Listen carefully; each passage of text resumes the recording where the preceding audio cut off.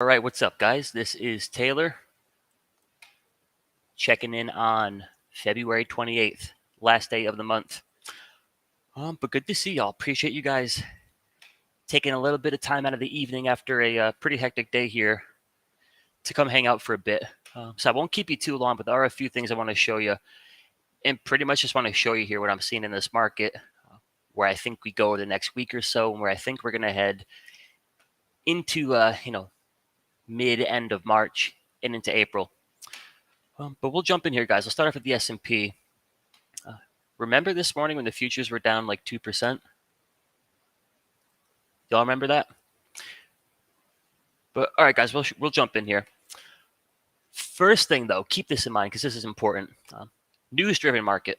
Right? So you got a lot in the headlines right now with Russia versus Ukraine. I believe tomorrow afternoon we're going to hear from President Biden, and then on Wednesday we should be hearing from the Fed. JP and the fellas on Wednesday. So it's a news-driven market, which means it could change at any time. I think the major thing we want to do here is just focus on structure. So in the short term, right, the next, call it week or so, I think we could get a bit more upside. But then I think eventually the market's going to roll over and puke it up in a big fashion. So my game plan right now mainly is to try to short strong bounces. But here's my perspective. So in terms of why I'm looking to short this market, it all kind of starts here, actually on the monthly chart. And mind you, this is a case for the S&P, so the QQQ, then a lot of your favorite stocks, the Googles, the Microsofts, the Teslas. We're seeing a lot of this across the board. But the issues that I'm seeing here, they start on the monthly chart. So if we check out the monthly chart of the S&P 500, basically our entire 2020, 2021 rally was a giant monthly squeeze that fired to the upside. These monthly charts, so shifts of bullish momentum, shifts of bearish momentum. On a big monthly chart, everything does take a little bit, it takes some time to unfold. But if you look at the histogram, we start losing all that crazy momentum. November, December. So essentially the monthly squeezes here, they're done. They're all out of ammo. And now we're starting to break some monthly structure, trading under the monthly AEMA. That AEMA is your momentum moving average. So whether it be a 5-minute chart, a daily chart, or even a monthly chart, losing your AEMA typically is one of your first signs that big time momentum is starting to die down. So there's issue number one. Buy the dip, wake up and buy calls, go to the beach. It all works really well when you have that kind of momentum. But we lost that momentum. The major thing I'm seeing here, though, is the weekly charts. For the S&Ps, the Qs, the Dow, and the IWM, this is where you got some of the more notable shifts. And I think we can look at the Qs here. But in terms of the shift in the weekly structure, mind you, as that monthly squeeze is firing to the upside, for almost all of 2020 and all of 2021, you have picture perfect weekly trend. So you get the COVID flush, the market rebounds, but after we rebound, picture perfect trend. Weekly 21 EMA, weekly AEMA pointed towards the upside. We had positively stacked EMAs. We had a positive histogram for the entire rally. And every pullback here just takes you into the weekly 21. From a swing trader's perspective, looking to play a trend, it doesn't get any better than that, especially when you have that momentum from a monthly squeeze behind you. But there's your shift. So for the first time in a year and a half, call it 2 years, big time shift here to the weekly trend, structure, and momentum. So in terms of trend and structure, now we're under the moving averages. Right? This entire rally, not once are we trading under the weekly 21. SPY, Qs, you name it. So now we're under the moving averages. The moving averages themselves starting to slope towards the downside. We no longer have the positively stacked EMAs. So basically, you're losing your bullish backbone, so to say. And then you got the shift in momentum. With your first negative histogram here on the weekly chart, since we puked it up back here, the COVID flush, That's a big structure, guys. Big shift in structure. And it's the same thing here for the S&P 500. Entire rally, weekly moving averages pointing towards the upside, positive histograms, positively stacked DMAs, every pullback. Picture perfect. Everything starts to shift here. Under the moving averages, no stacked DMAs. In the S&P, just like the QQQ, you've got the first negative histogram here. So bearish weekly momentum since COVID. So we're losing monthly momentum. Or let me correct myself. We already lost that monthly squeeze. So that momentum source is dead, pretty much. And now we're starting to shift structure on a major time frame. Then to just take it one step further, I've got my sell signals essentially all over the place on the daily charts, which to me just means the path of least resistance is generally going to continue to be to the downside as long as we got sell signals, which is the red arrow right there. So you got sell signals on the S&P 500 daily chart. And even after a huge rip, big gap down last Thursday, the shorts get caught. Crazy rip off the bottom here. Still have sell signals, right? So when a rip of that magnitude doesn't start to fix the structure and the momentum, kind of gives you a sense of what kind of market we're in. So you got sell signals there on the S&Ps. You've got sell signals here on the QQQ. And then briefly, we can kind of jump sector to sector. Semiconductors have sell signals. XLK's got sell signals. Let's check out healthcare. XLV. We've got some sell signals here. And the industrials, that's just kind of sloppy.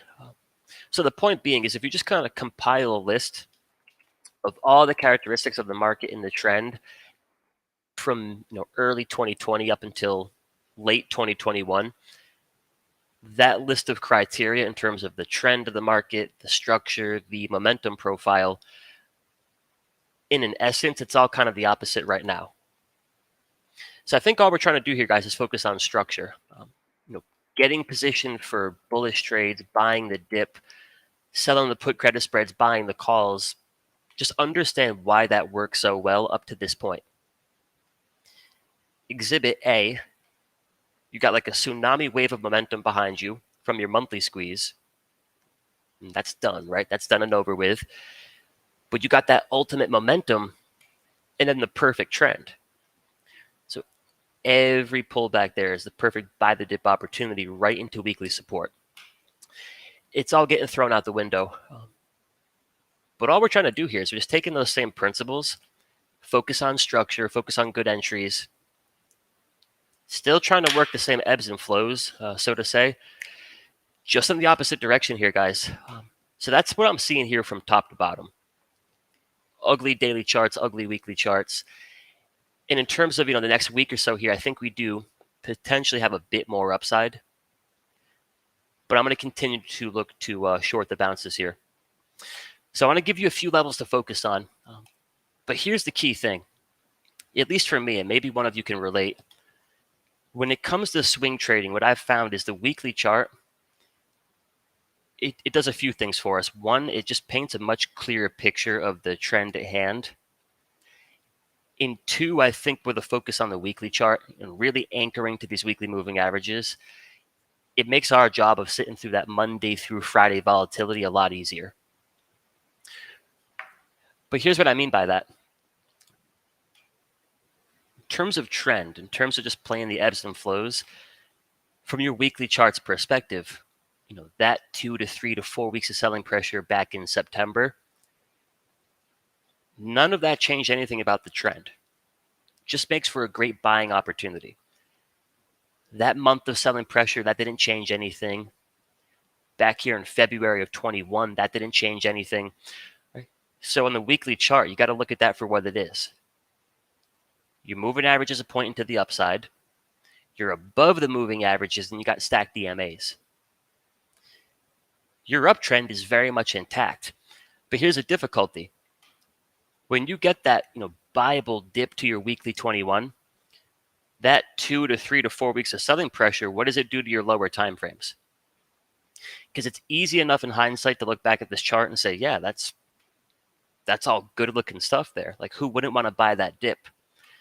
It's easy to say that in hindsight, but when you're sitting through that pullback day to day, right, and you're living and breathing every piece of price action, understand for your weekly chart to give you that buyable pullback, your daily chart, your 4-hour, your 2-hour, the 30-minute charts, temporarily, they're all going to get beat to crap. So if we're looking back here, September, October, we can see clear as day on the weekly chart. It's like, yeah, we're still in an uptrend. We still have a positive histogram. Moving averages pointing to the upside. We had stacked EMAs. Like, everything about it is really bullish. And if you're just focusing on that weekly chart, you're kind of sitting here drooling, looking to buy that dip with patience. Catch a next leg of the trend to the upside. Easy to see that and easy to operate in these ebbs and flows when you focus strictly on the weekly chart. Now, I'm not saying don't focus on the daily chart, but you have to have that context. Because September, October, when you're getting that buyable dip to weekly support that looks picture perfect on the weekly chart, look what happens to your daily chart. All right, it starts getting beat to crap for a little bit. In the short term, things aren't looking so bullish anymore. It's a daily squeeze firing short. Histogram goes negative. No stacked EMAs. For a good couple of weeks there, the market does a really good job of convincing us the bull market is over. It's very, very easy in that short-term flush to lose sight of your weekly trend, which again doesn't budge. But we're living and breathing it, right? We're showing up at the open, we're trading to the close, we're feeling every bit of that price action. Very easy during that moment in time to lose sight of the bigger picture, and even worse, it is very easy to start getting short. And don't get me wrong, if you can keep it quick, there's profits to be made on those, overbought pullbacks to the weekly 21. There's profits to be made on these oversold bounces to the weekly 21. But you can't lose sight of that bigger picture. Because a lot of times what happens is we start shorting and we start kind of, falling victim to the emotions of it all right into weekly support. Generally speaking, shorting into weekly support to the extent the uptrend is going to uptrend, it's just not going to be a great idea. So hopefully that makes sense, because I think for a lot of us, we can look at the weekly chart or the QQQ and say, yeah, that ain't looking too hot. Moving averages start to slope down. We lost our stacked EMAs, right? We're losing momentum. That kind of looks like something you would short on the bounce. Don't lose sight of that context. Because if we're going to get that shortable bounce, guess what's going to happen on your 30-minute chart, your hourly chart, your daily, etc. You're going to get a pretty good rip here, right? And just like that moment in time back there feels like the end of the world, it feels super bearish, we got to short everything. This is going to feel like the opposite. It's like, damn, I'm short. The market's rallying, right? You start getting all caught up in the emotions. The worst thing that happens is you start getting long. So you're buying calls 30, 40, 50 days till expiration. As your downtrend is bouncing into the very spot you would want to short. And if you're a newer trader, here's my biggest tip. Look at the inverse chart. So if you want to look at the QQQ, just put a minus sign. Minus QQQ, it's going to flip the chart upside down. Because for a lot of you, say, you've been trading for a year or 2 years, and I know a lot of you here have been trading for a lot longer, but for y'all newer traders, right, you're comfortable, you're accustomed to playing the uptrend. Well, if you look at the inverse chart, the minus QQQ, it starts to kind of flip everything upside down. So now you got a weekly squeeze firing to the upside. We're above the moving averages pointing to the upside. Would we typically be in a rush to try to short that on the dip? It wouldn't make much sense. If we look at the inverse of the daily chart, well, I'll tell you what, the inverse of the QQQ is looking pretty damn good here. There's a bullish daily squeeze. There's positively stacked EMAs. There's green 10x bars. most of us would not be looking to aggressively short this dip. Why would you short the dip inside a bullish weekly and daily structure? It might work every now and then, but you're kind of going against the grain. So for a lot of y'all, you're familiar with that. Take that same concept, right? We got bullish structure, then I'm going to buy the dip. Take your current structure, which ain't bullish, and instead of trying to buy the dip, we're trying to short the pop. So hopefully that makes sense. And I think the inverse charts, they're super helpful. If you look at the semiconductor sector right now, on the inverse chart, that's pretty bullish. It's got a positive histogram. It's got stacked DMAs. I don't think I would want to short that. To me, that trade just wouldn't make too much sense. It's a bullish structure. Why am I going to try to fight that? If you wouldn't get short the bullish structure, you got to be a little bit careful here about trying to be the first guy or girl to buy the semis. Because you're buying a bearish structure. So I hope that all makes sense, y'all. But those inverse charts, I think for a newer trader, they can be a lifesaver. Say you're thinking about getting long Nvidia. Right? Well, look at the inverse of Nvidia. And if that's not something you would typically try to short, hand over fist, you might want to be a little bit careful about trying to get long. QQQ looked like this. I would not try to be shorting it. If the S&P 500 looked like this, I would not try to short that. The list kind of goes on and on, but that is what I'm seeing from a monthly chart down to a daily chart. But in terms of playing these ebbs and flows, anchor to your weekly 21. If nothing more than the healthy perspective of, all right, we might bounce here for a week, 2 weeks, but as long as we're under that weekly 21,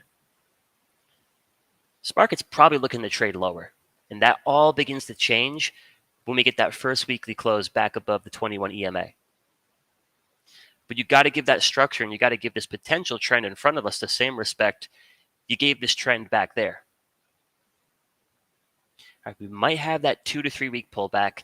Things might be a little bit uncomfortable. And you're going to have CNBC running the markets in turmoil special.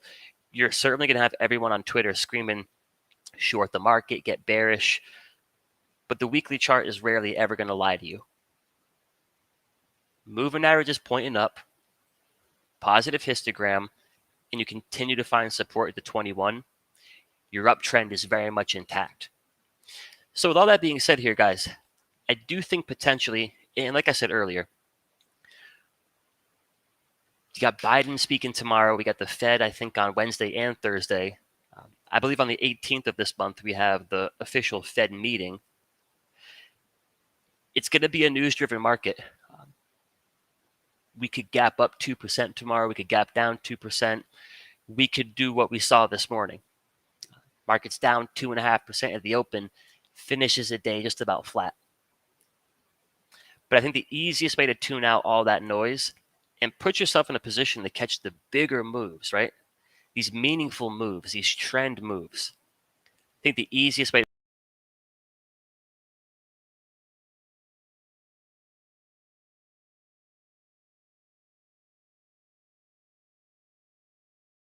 to do that is to focus strictly.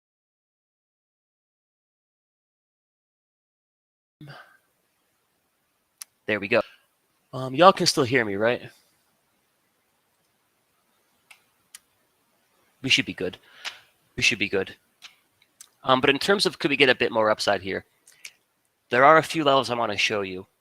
The most important level I want you to mark up on your chart is your weekly 21 EMA.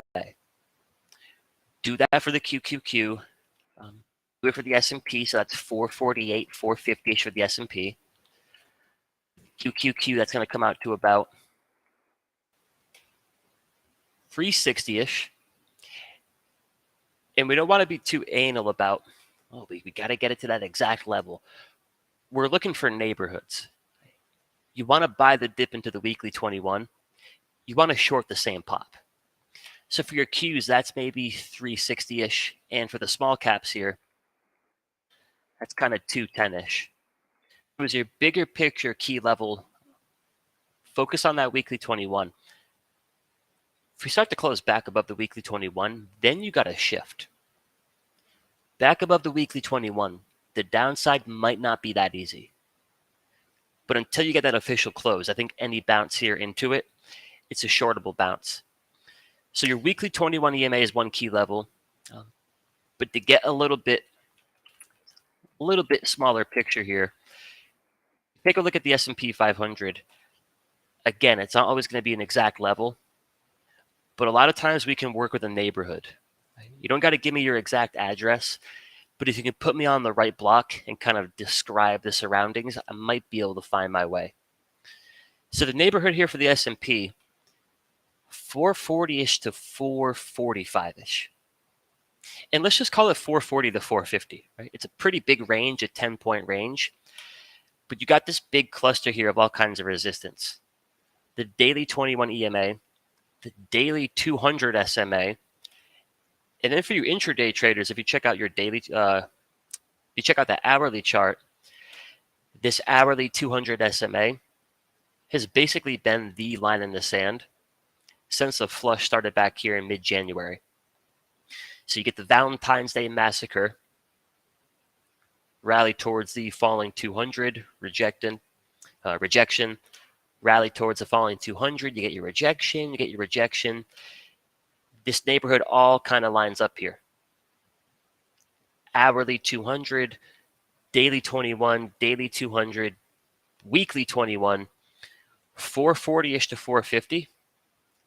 That's where I would look for the market to run into trouble. And with patience, that's where I look to put on the next short. Same situation here for the QQQ. We already got that weekly 21 EMA marked up. You got your neighborhood here. Got the daily 21. You've got the hourly 21, so 350-ish, 355-ish. I think the easiest way to look at it is, hey, any bounce under the weekly 21, probably a pretty good short. And in terms of working a good risk reward, the closer your entry on a short is to the weekly 21, the better the risk reward. So you got to focus on picking your spots wisely. Say your Qs get a bit more upside here into 355. So you're taking your short around 355. Your exit, in my opinion, should be a weekly close back above the 21. So you're shorting around 355, right? Maybe you're risking about $10, right? $10 and change. But our targets to the downside here, they're going to be new lows. So the closer you can get your entry, you have less risk to the upside, right? With an exit on a close above the weekly 21 and a target of a new low. So you nail that entry around 350, you might risk $10 to the upside, 10 points to the upside. But at that point, we're looking for another 40 plus bucks to the downside. Major difference, right? Major difference between shorting into the strength, which is what we're trying to do here, versus shorting when everybody wants to get short. So you get that big gap down last Thursday. It's typically the worst time to get short. Now you're throwing yourself into the mix, right? Now you're liable to be a part of the short squeeze. We want our entries, we want our entry level to be looking down on any potential short squeeze. So a couple of weeks ago, we took an entry here in the IWM, right? And we're shorting right around that 207, 208. Now, granted, for the last couple of days here, we're giving back some open profits. But our entry is looking down on that short squeeze. If you take your entry down here, you're participating in that. Right? You're adding fuel to the fire. You are the short squeeze. Short the bounces, guys. Pretty simple stuff here, but that's the most important part of it. The two most important parts of it. This is just how I operate as a trader. Under the weekly 21, no stacked EMAs. I got to look at this as a potential trend to the downside. Any pop here, I'm going to short. And what I'm not going to do is lose sight of this bigger picture and let that back and forth in the daily chart convince me otherwise. Because I'm telling you, that sucks, right? I sit through a couple of weeks of selling pressure. Right? You get all kinds of antsy. You're reading into the news, you're reading into the headlines. You just start slinging shorts on everything. Short Amazon, short Tesla, right? Short everything. You might be shorting into the ultimate level of support, the ultimate buy the dip territory. So just be careful here on the same side. I think we could get a bit more upside. And if you'd like to play it, you could play it, but be very mindful. You're looking at a completely different structure and trend than the one that we just traded for the last just about 2 years. Monthly charts, very much different. You lost all that momentum. Weekly trends, total shift. Structure shift, moving average shift, momentum shift. The last 3 days here doesn't change any of that. Right? Just like that little bit of selling pressure over here does not change the bigger picture. So understand, I'm not saying you can't short this, right? Because you can short that. You can play that quick break. You can bring home some good profits. But the closer that we get to that weekly 21 EMA on that pullback, be careful with the shorts. Might be getting a little bit cute. Then the rally just kind of kicks your teeth in. I think it's the same thing here. The closer we get towards all that level, all that resistance, be careful with the long positions. Great looking bounce, right? Makes for some good action. And if you can nail it, you can nail it. Doesn't change a damn thing about this weekly structure. A focus on that weekly structure is what kept us on the right side of that trend all of last year. And a lot of you are from the options room, so I'm sure you've heard Henry throw this quote around, and I'm probably going to butcher the quote here a little bit, but it's something like, there's been more money lost in anticipation of a bear market than in an actual bear market. Same thing applies to a bear market. There's been more money lost in anticipation of a bottom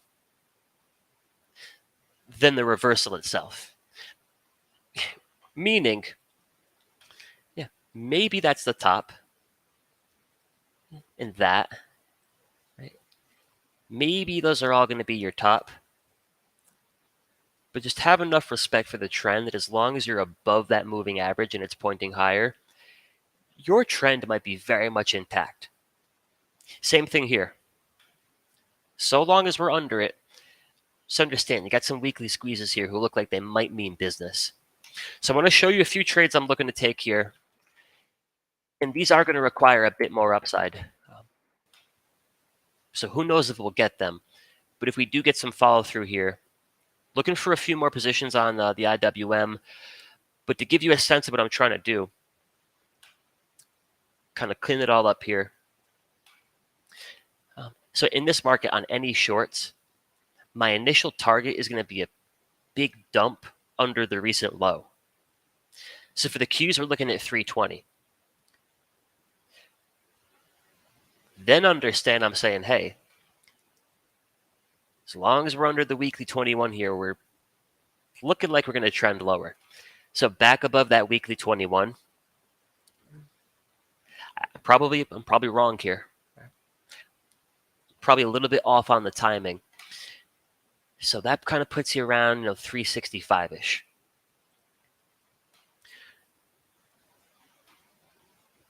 So my exit would be a weekly close above 365-ish. And maybe we just call it the daily 200.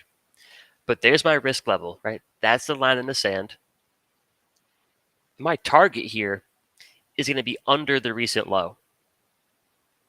310, 300. But if we just take those two levels, right, and now we think in terms of risk versus reward,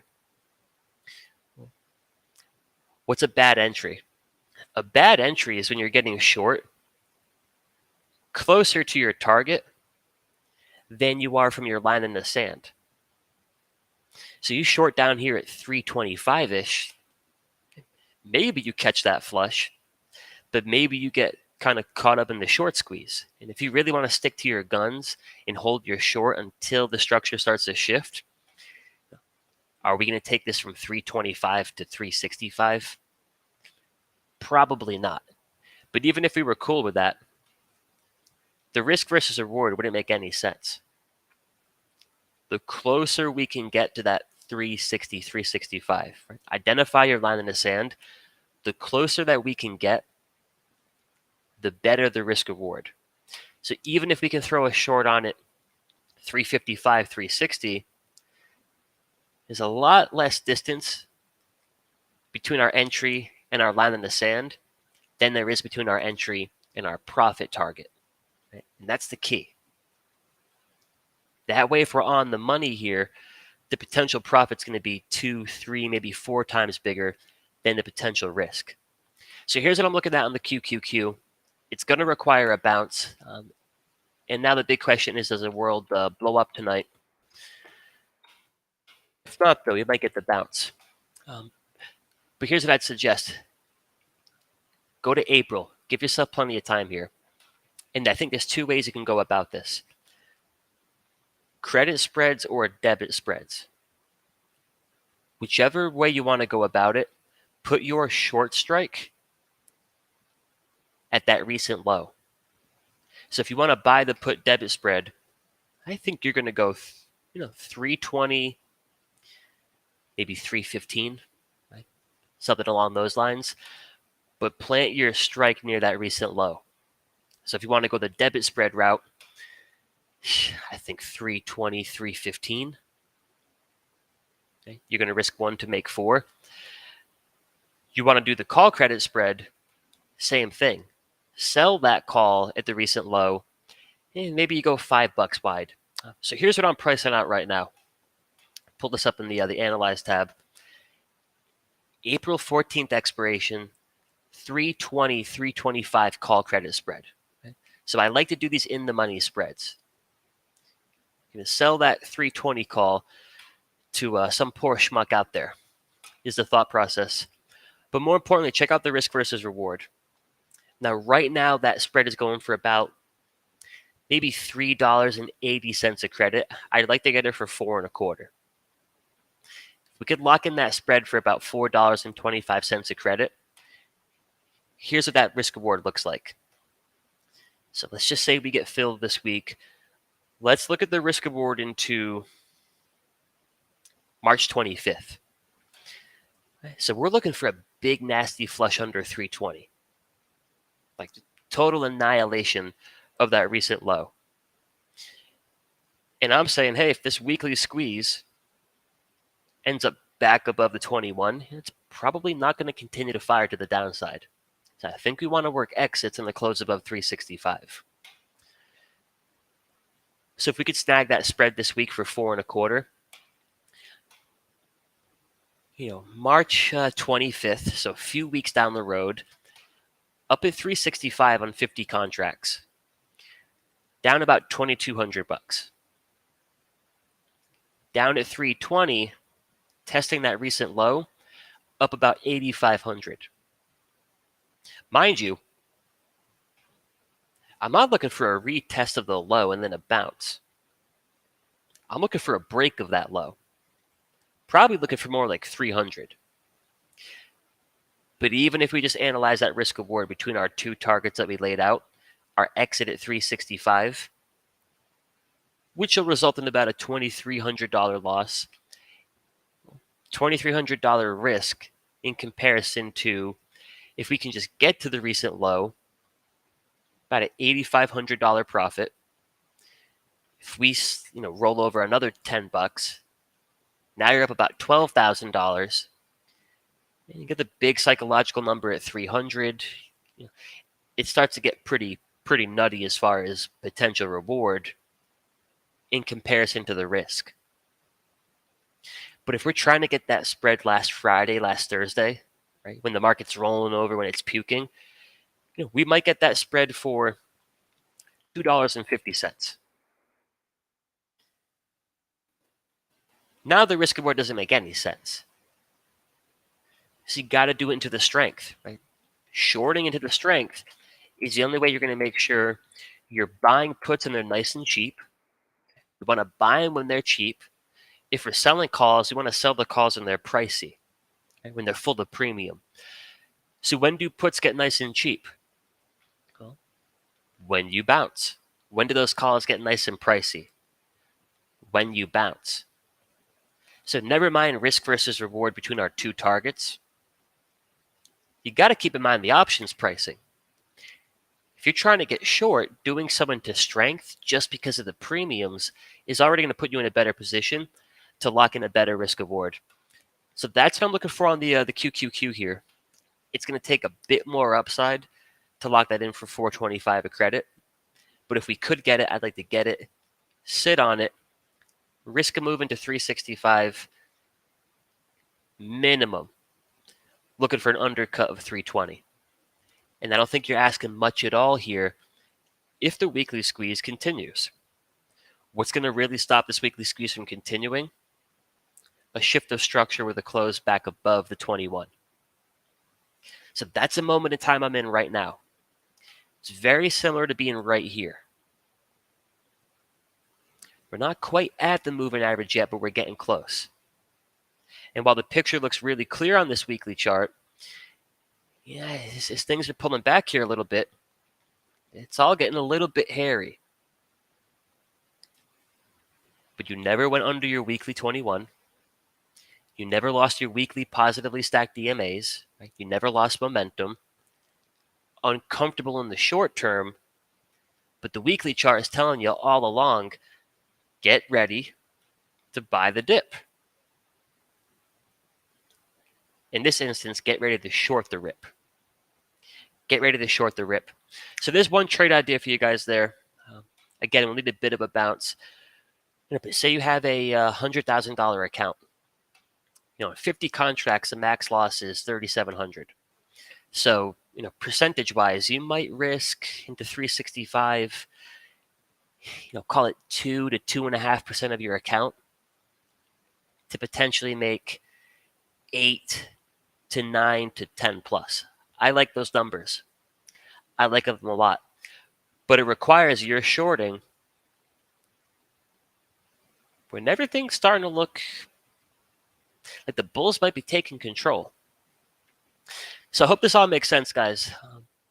But the biggest thing I hope you take away from it is when you're trying to play a trend, I think the weekly chart can be a lifesaver.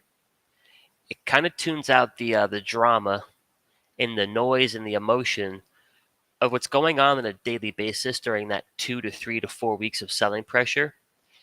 And it just continues to paint a really pretty picture. It's an uptrend. You buy the dip in an uptrend. And that works until it stops working. And when it stops working and everything shifts, well, it's typically time to short the bounces. And we're going to try to do that until it stops working. Back above the weekly moving average, that's where I think it stops working. So focus on your indexes here. For the IWM, you structure something similar, I think. Get your bounce into that 210-ish neighborhood. I'm going to sell April expiration, 185 calls, because I think we're going to go much lower. If you want to do the S&P 500, I think you're doing put debit spreads at 410 or call credit spreads at 410. So my major focus will be on the indexes, but in terms of a few individual stocks here, I won't leave y'all hanging on that end. The first one here is Team. Team, what am I talking about? I've got zero interest in Team. Scratch that. TSM.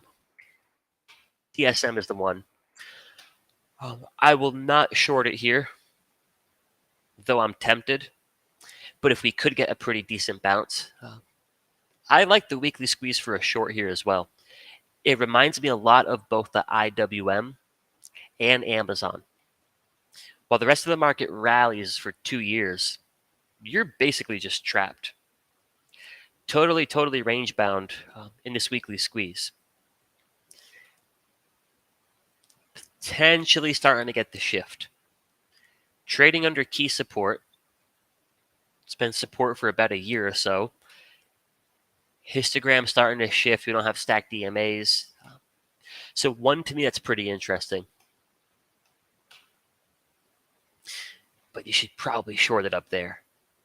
Okay? So there's the difference. You short it up here, you're already probably taking profits. So if we could get a bounce in TSM, I do like that for a short. Another one here that we shorted last week, or a couple of weeks ago, was Nike.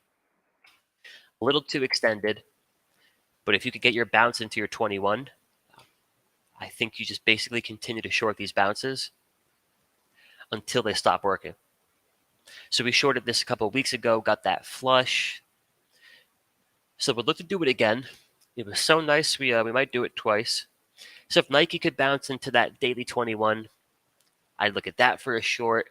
You got names like Uber here, names like Comcast.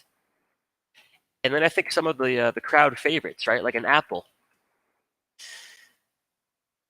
Well, if the QQQ pukes it up into March and April, Apple's going to follow suit. So as Apple bounces back into the moving averages, guess what? These 165, 160, 155, those puts, they're all getting cheaper. And if you like to sell calls, well, guess what? Those calls are getting some good premium coming in. So I do think Apple could be a short. Though it is the best looking name in big tech, if the Qs go down, down goes Apple. But that's what I got for you guys. I don't want to take up too much time tonight, but I want to make sure we kind of cover things top to bottom here. But more important, just give you a few things as far as like the day-to-day control of emotions for a swing trader in an uptrend or in a downtrend. And just to be like, super clear here, if these indexes start to close back above the weekly moving averages, you're not going to hear me on the mic squealing we should get short. But until that happens, I got to respect this current structure the same way that we respected last year's structure. And again, without any bias towards where this goes next, it always feels like deja vu, right? Because in a bullish market, everyone gets bullish, but a lot of times all the noise getting made in the streets is coming from those who got short too late, who got long way too late. So if you look at the QQQ chart, here's what I mean. If you were getting long up here, or you're getting long up here, right? If you're not getting good entries, then that 2, 3, 4 week pullback, it feels like hell. Right? I've been there plenty of times. It's like just every day it feels like the market's coming against you. You got the additional, bearish chatter going on Twitter. The list goes on and on, right? It's very easy to get caught up in the opinions and the emotions, but you got to look at it for what it's worth, right? Every 2 to 3 week end of the world, end of the bull market BS that we got last year, if you were patient, it very quickly led to some of your best swing trading. The least amount of downside, the most amount of upside. So treat this market very much the same. Look to play the pops, look to play both sides. But that kind of structure is what continuously just dragged the market higher and higher last year. It's not going to do it with this structure. If anything, this structure suggests we're going to flush, we're going to make our way back towards the moving averages, and flush it all up all over again. So a few things there to keep in mind, good people, but that really is the key. Don't lose sight of your bigger picture charts. And if you're going to short this thing, short it into strength. Okay, so look where I'm shorting Nike and look where I'm taking profits. You're shorting Nike when everyone's saying, hey, this is looking pretty good. We pop for a couple of days here. That might be the bottom. The sell signals tell us otherwise. It's like, no, this is still junk. Don't let it fool you. So don't let these short-term bounces fool you until things really start to shift structure on the weekly chart. But that's what I got, guys. Uber was very similar. Short it here, take profits on the flush. Comcast, same deal. Short it here, take profits on the flush. IWM from last month, short it here. Take profits on the flush. But if y'all got any questions, anything you want to take a look at, more than happy to hang out here for a few minutes. But tomorrow shall not be dull. So keep that in mind as well, right? We could sit here for another couple of hours tonight and talk about bullish levels, bearish levels, ABC. One piece of news could just send this market either which way. So along with everything else we just talked about, at the very front of everything right now is just good risk management, good position sizing. And then last thing here before I answer questions, because we talked about resistance, in terms of support, if we start taking out the January lows again, it's a neighborhood. You don't need an exact level. But if your S&P into the end of the week starts puking it up under 4250-ish, I think we're headed back down. It won't be dull though, guys. But the beauty of simpler trading is in one room or another, we'll get to go through it all together. But that's what I got for you. As I said, I appreciate you spending 30, 45 minutes here. But if you guys got any questions, I'll poke my head in the chat here, try to get through as many of those as I can, and then cut you loose, let you go enjoy the rest of your evening.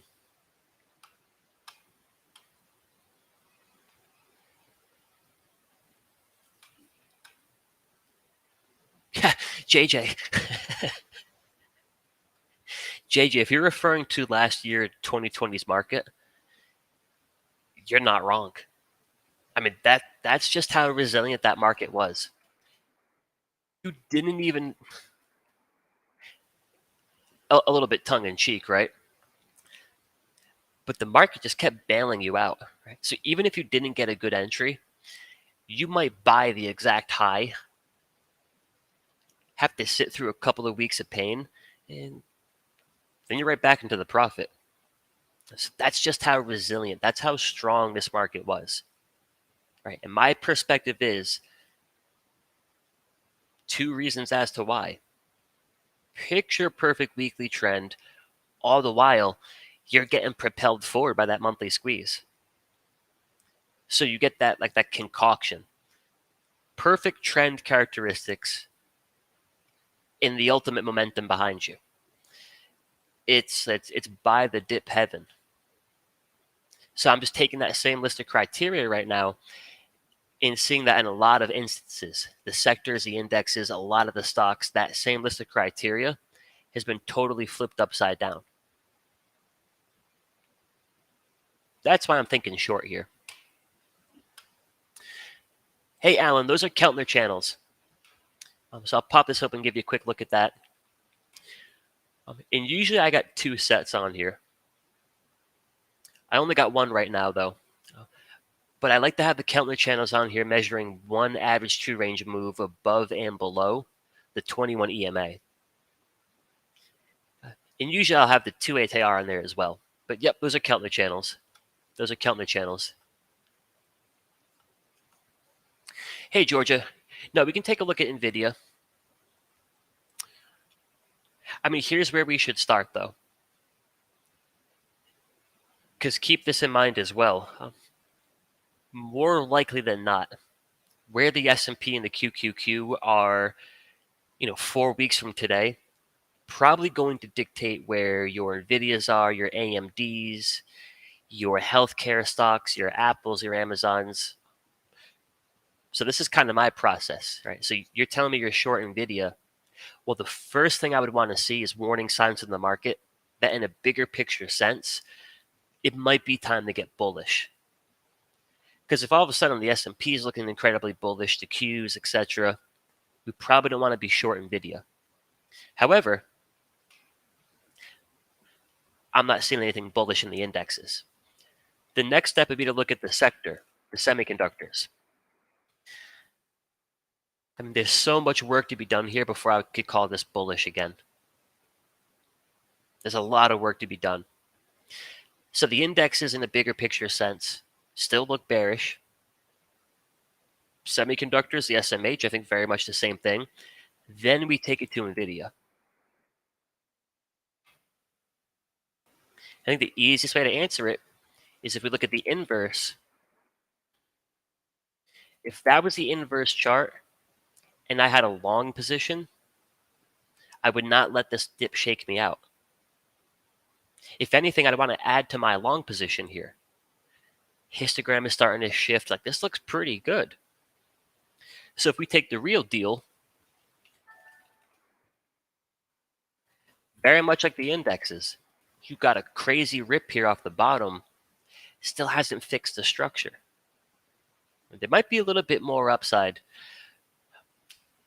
but depending on what you have in terms of, time till expiration, that is mainly what I would anchor to. Nvidia probably trades a little bit higher to the extent these indexes try to make their way into key resistance. But if and when we get there, and if and when everything rolls over again, Nvidia is going to go with it. It's nothing against Nvidia, it's just the market we're in. So really dial into your indexes here, then the SMH, and then Nvidia. But I can tell you at this point, I haven't seen anything out of any of the three, the stock, the sector, the indexes, that would make me want to buy them. So I think for now you continue to be in good shape.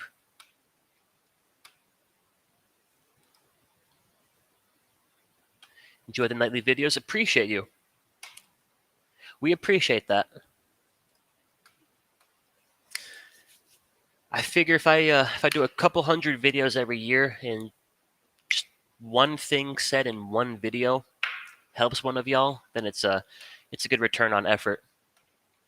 Hey John, do I ever look at swing trading GLD? Only when I'm looking to pull my hair out. No, gold does look pretty good here. Gold does look really good. I think we all know gold can have the tendency to be a bit of a jerk, meaning it's going to flash like it's ready to get the party going, then it kind of bails on you last minute. However, you've got some good structure here, mainly your weekly chart. But here's your level. Call it a failed breakout last week. Right? So you got that previous resistance around 178-ish. You can see it right there. You get such a big break above that last week, but then in the same candle, it gives it all back up. Now, it doesn't change the structure of anything. I think it just raises an eyebrow. But you still got a great-looking weekly squeeze. And then John in the options room, he's been talking about the monthly squeeze. Now, I don't think you expect this to take you into all-time highs quickly, but you've got your first little potential heads up that the tides might be turning here. Now, granted, last time you had a monthly squeeze, you got your first yellow histogram bar in December, and it fired about 5 months later. But a 5-month heads up for a push like that, hey, we'll take it. So great structure here to the monthly chart. There's your key level for the weekly. My suggestion would be you go about gold from a longer term perspective, and if anything, approach it with a scale in mentality. So maybe you want to work up to for conversation's sake, a 10% position size. Maybe you grab a quarter here, you come in a little bit more, you grab another quarter. Just knowing how gold can be a little bit finicky in the short term, at least account for that. Before you get to 185, you might have to come down to 175 first, that kind of thing. But good structure to the weekly. I think you get a weekly close above that 179, 180. You might be on your way here, at least back up towards previous weekly resistance. Slowly but surely, it's all shaping up.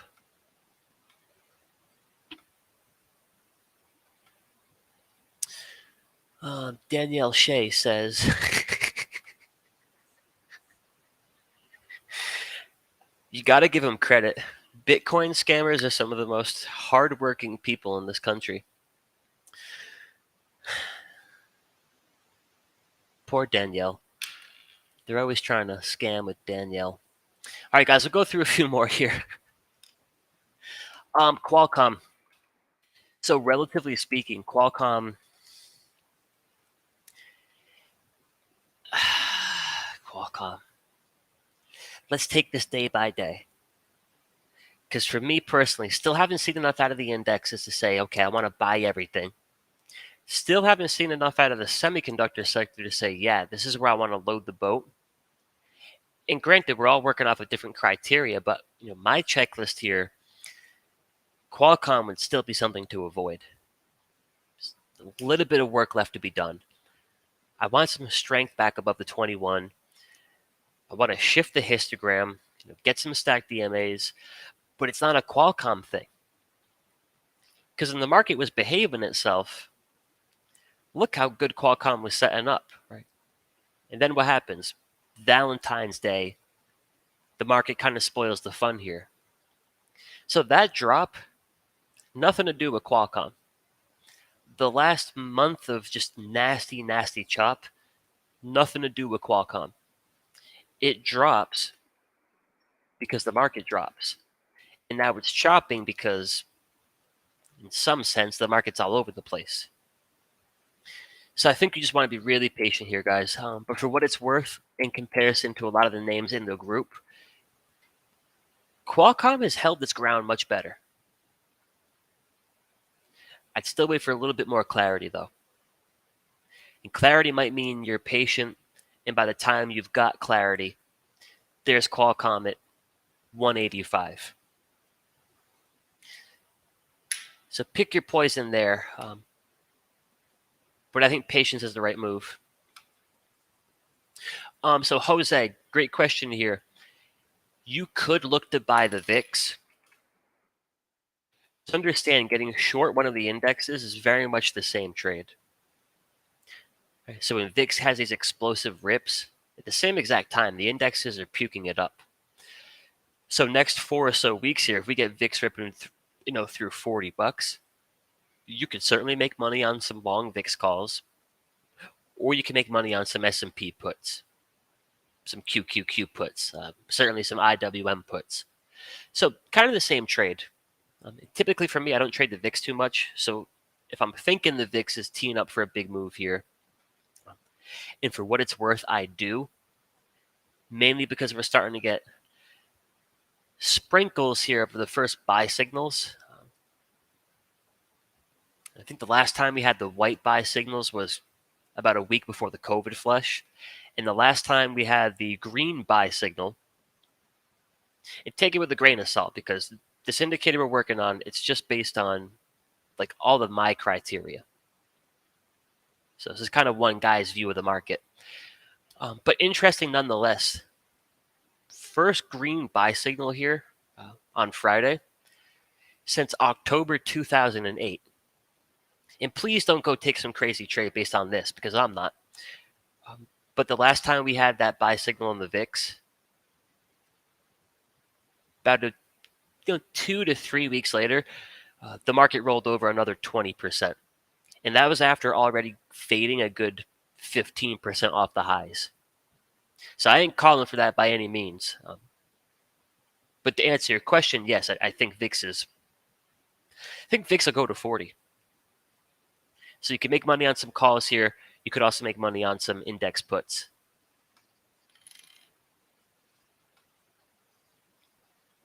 Sean, my pleasure, man. My pleasure. Glad you're finding it helpful. Really glad. Mr. Murph, XLE. Quick look here, XLE. It's your top dog. It's your top dog, your Thundercat right now. Sector for sector, it's the only thing that still has bullish structure left. I got buy signals. I got stacked DMAs. This has been the case for the last couple of weeks here. While the industrials are getting tossed around in healthcare, in utilities, and XLY, and XLP, XLK, there's energy slash oil. Nice and steady, nice and steady. So we got buy signals in names like Devon, buy signals in names like EOG, Chevron, Fang, LNG. LNG's going crazy. One thing to keep in mind,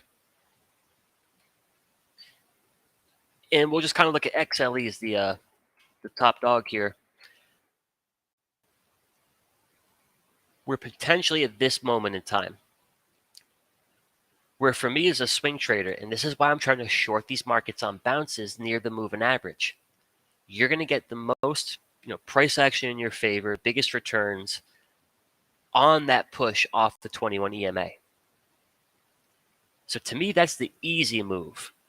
Now, I'm not saying energy can't continue to trend higher. And based on all the conflict right now, if there's going to be a spot that continues to outperform, it's probably energy and oil. But for some risk management rules in place, we're kind of at this point on the weekly chart. We could continue to trade higher, but the easy move is done and over with.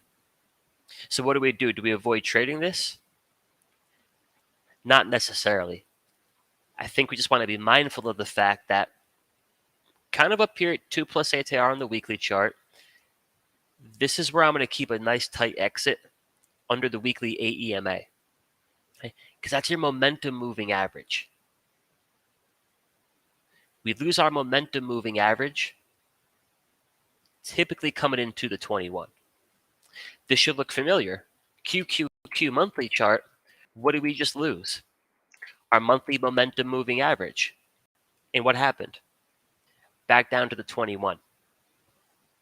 So I don't think that's what's going to happen here in the energy space. I actually think they continue to trade higher. But that's where I'd have the exit on a swing trade. Come Friday, we're closing under the AEMA. I'd probably just kind of step aside, get ready to buy that dip down here at the 21. All right, guys, let's do a few more here. I want to make sure I get through as many as I can. Go figure, though. Simple trading getting Bitcoin scammed on our own channel here. Nothing's safe anymore. All right, last thing we'll do here, guys, is Tesla. And before I let you go, let me give you the link to my YouTube channel. If I didn't answer any questions here today, feel free to swing by Wednesday morning, 8:45 a.m. Eastern, 7:45 a.m. Central. I'll be live for some pre-market prep. So if you got any questions I didn't touch on today, feel free to swing by there on Wednesday morning. So I'll post a link for the YouTube channel here in the comments. But let's finish it up here with a look at Tesla. Old dirty Tesla. I mean, today, not the hero you might have wanted, but might have been the hero we needed.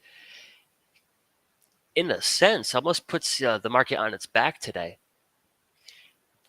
Up 7.5%. So you're not getting Amazon stepping up today, saying, "Hey, mama market, don't worry, I got you covered." I got Apple doing that. Kind of tough to say Microsoft bouncing into the 21 EMA is getting too much going here. So Tesla gets a nice push today. Now I got to preface this all by all saying, still hasn't changed the structure. So I love trading Tesla to the upside when you have that bullish structure. We're above the 21. There's positive histograms. There's stacked EMAs. So it's one to be a little bit careful on because this is still a bearish structure. Negatives, red 10x bars, and it's not a Tesla thing. It's a market thing. This is rather interesting, though. So where this most likely continues with what I would think is probably going to be ease. This probably continues a bit more with ease is if you can get those indexes running towards those levels that we talked about earlier. Even if your S&Ps can make their way into the 21 EMA, it might be just a little bit more of a green light for Tesla. So tugging towards 900. And you got a lot of resistance up here. It's just one I would be a little bit careful with. If you could take it into 900 on some calls or a put credit spread, I think that's cool. But I'd probably be a little bit quick to take profits there. Right? If we look at the inverse of Tesla, this is what Tesla actually looked like right now. Really good, right? Really solid, well-structured daily squeeze. A lot of us are going to be sitting here drooling today about the idea of buying that dip at the 21. Weekly, daily green 10x bars. So you have bullish momentum working in your favor, and you got positively stacked DMAs.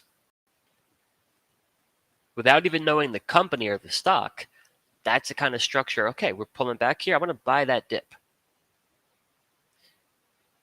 So these are the things we have to be mindful of. Not saying that y'all view the market the same way that I do, but hopefully that perspective makes sense. If Tesla was above the 21 EMA, pulling back to it with a bullish daily squeeze and bullish momentum, stacked DMAs, for one, I wouldn't even think about trying to short that because I'm not trying to short into support. And two, I'm probably going to get long. Maybe it dips against me a little bit. But these inverse charts, guys, I think they're super helpful. Because if I would want to buy the dip based on that structure, I need to be very careful about buying Tesla. The current structure, right, which is obviously the complete opposite of the inverse. So that's the best way, I think, to answer, any of our potential risk management or trade decisions in this market. Go into the trade with, at the very least, that context. All right, if Tesla looked like that, and I wouldn't be in a rush to just like short it hand over fist, I should probably be at least a little bit careful about getting crazy aggressive long right now. Because you got to ask yourself, if part of your game plan, right, and the rules that you have laid out for yourself as a trader, if those rules all kind of dictate that a massive short position right here just wouldn't make too much sense based on the probabilities, just have the acceptance that getting long here is kind of the same exact scenario. All things to keep in mind, guys. But listen, y'all, we've been going for about an hour and 10 here. So I'm going to cut you loose. I'm going to let you go relax with your family, spend some time with the dog, hang out with the cat. Quick look at the futures. S&P is flat. The Qs are down a blistering 0.02%. And the small caps here, it's all a little bit flat. But good stuff tonight, guys. I always appreciate your time. Always appreciate being able to jump on the mic and talk about what I love most. So I hope you enjoy the rest of your evening. I hope you found some of this helpful. If you got any questions, I'd like to see all of you Wednesday morning at 8:45 a.m. Eastern for some pre-market prep on the Focus Trades YouTube channel. But be good, y'all. Stay warm. I'll talk to you soon.